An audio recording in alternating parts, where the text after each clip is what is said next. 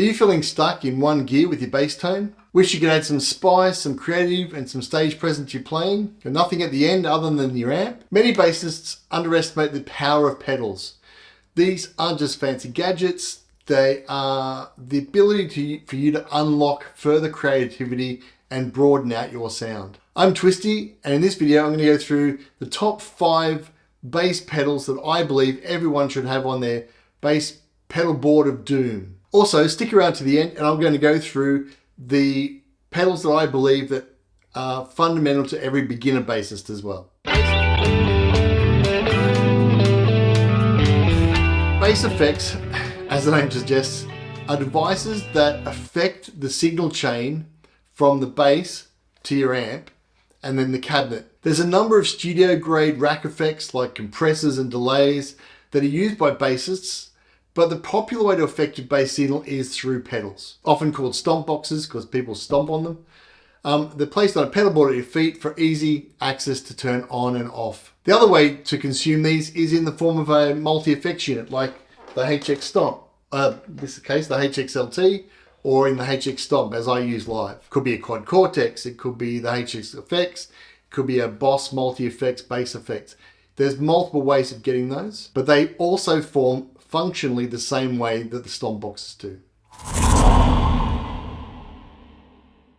Now, the 3 top reasons bassists should be using effects pedals, apart from gear acquisition syndrome, is to shape and sculpt your individual tone. Beyond the individual tone that your bass and your amp are going to give you, you can change that sound to match a specific genre or the mood that you want to get through. Another thing you want to use them for is unlock new techniques and songwriting ideas. Placing an effect on can give you some mood that you were unable to get to with a dry signal.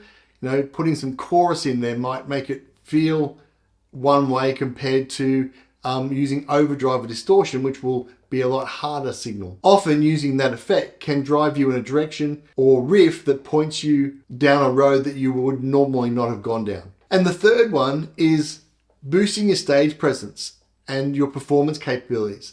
Now, as a 3-piece band in Reckless Empire, as the bass player, I need to often draw out that sound when the guitarist is doing a solo. That rhythm guitar section goes away, and so therefore I need a fatter bass sound in some of those sections, and I use effects to do that. I often use a modulation pedal.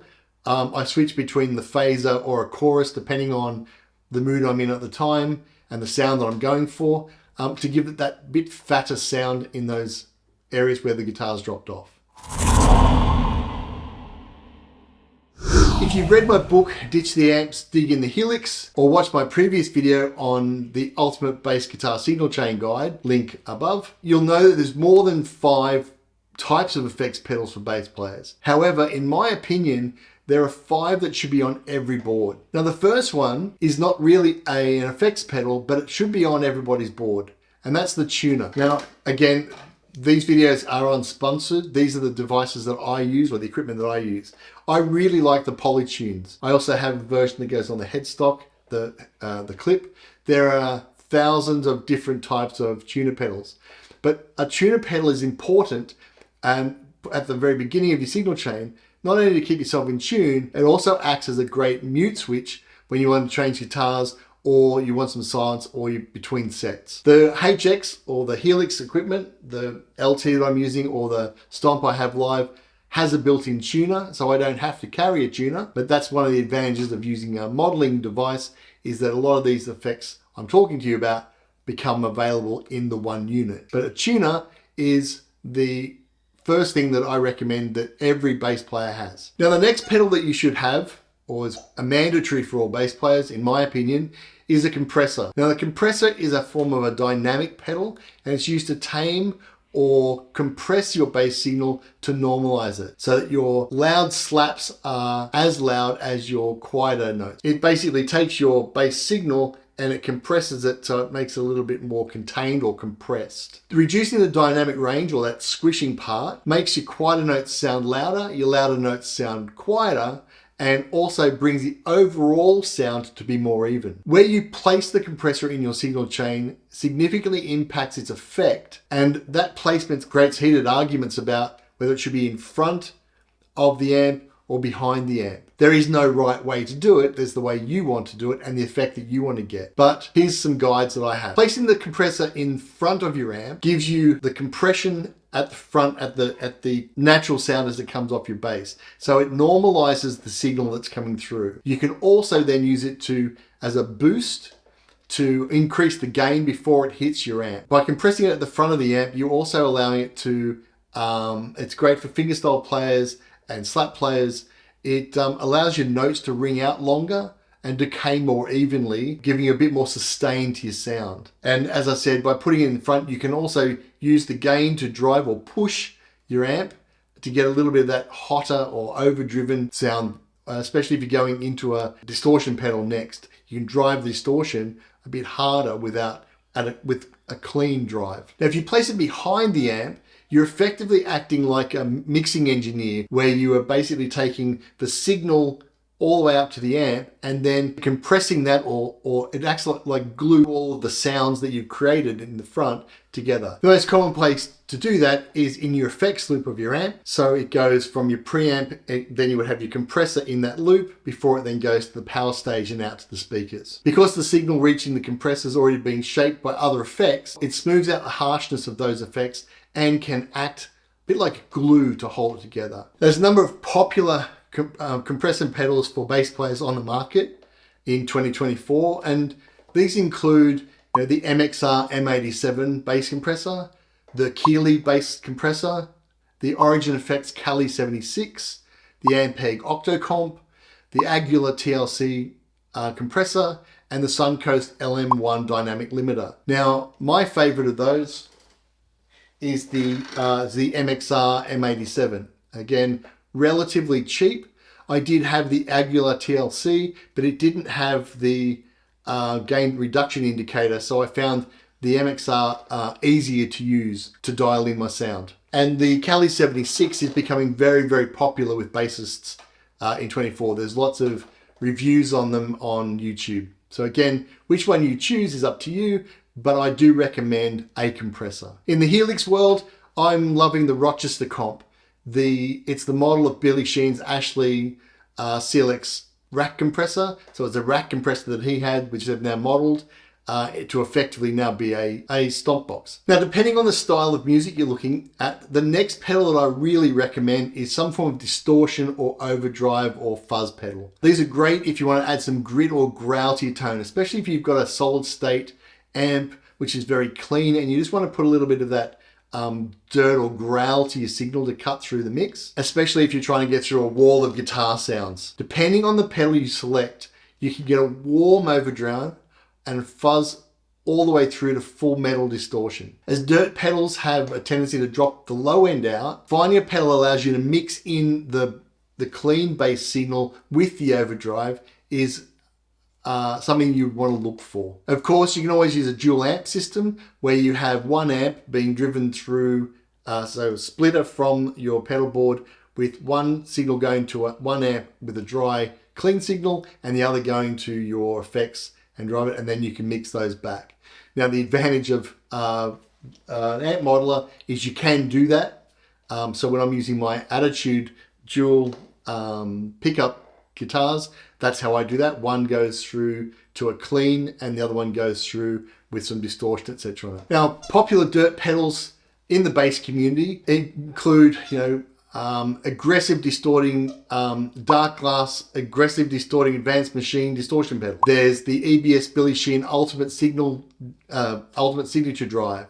There's the Source Audio Aftershock bass distortion pedal, Ampeg Scrambler, the Electro Harmonix Big Muff Pi pedal, and then there's the Tech 21 Sans Amp, which is an overdrive and more of a DI, but has that drive in it. I personally don't like a lot of distortion. That metal distortion sound I don't like personally, so I lean more towards the warm tube type overdrive, where I'm blending the clean signal in with a slight drive.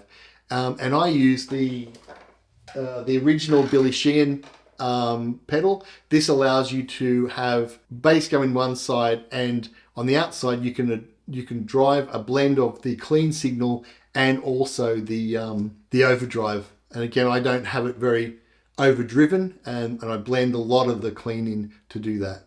On the Helix, I'm effectively replicating this pedal with the Busy One or the Pierce BC1 preamp on the channel 2. And I'm using that preamp and its overdrive capability as an alternative to using a stomp box or a distortion pedal. Now, the fifth, and some would say optional, but I think important pedal on your effects board is a modulation type effect pedal. These give you depth of movement and some personality to bass tone beyond that low end thump or that drive that you're getting from your other pedals.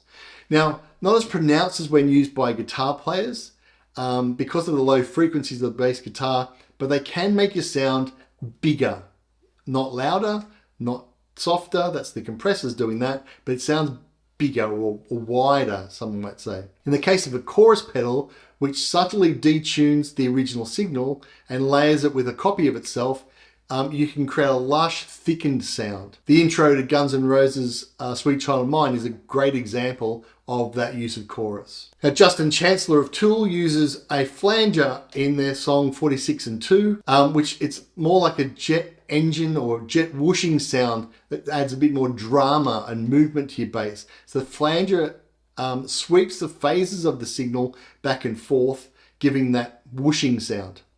So different to the chorus, but still making that sort of wider. And then if you use a phaser pedal, the phaser pedal cycles the signal's phase in stages to create a swirling or a phasing sound. So you can get an example of that from Flea uses it on Red Hot Chili Peppers' Parallel Universe song. There's pitch effects like the octave pedal, so you can play an octave lower or an octave higher to create a duplicate signal and basically play with yourself on the song as you're going along. Guy Pratt, currently playing with Pink Floyd, famously uses an octave pedal on Madonna's Like a Virgin song. So if you check that out, you can hear that sound. Popular modulation pedals for bass include the Ampeg Liquefier chorus pedal, the Electro Harmonix bass clone, the MXR Phase 90. I've got the EVH version of that here. Works really, really well.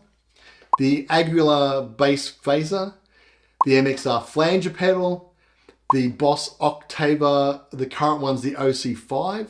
The famous one is the OC2, and the OC2 is the one that's modeled in the Helix, or the EBS Octabass, which is also modeled within the Helix. In my HX Stomp, I use the Boctava, which is the Boss OC2, and I also have the, at the moment I'm using the Phase 90 in the effects loop, so I put the Octava straight after the distortion or the overdrive, and I put the Phase 90 in the effects loop.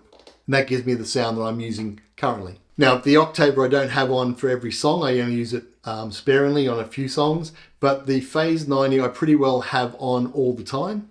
I find that it just gives me that little bit more fatter sound, especially when we're playing live. Now, the very last thing that, again, you might argue is not really a pedal, but is important, is a DI box. Now, I've got another video around the purpose of the DI and whether you need one or not. If you haven't seen this video, check it out.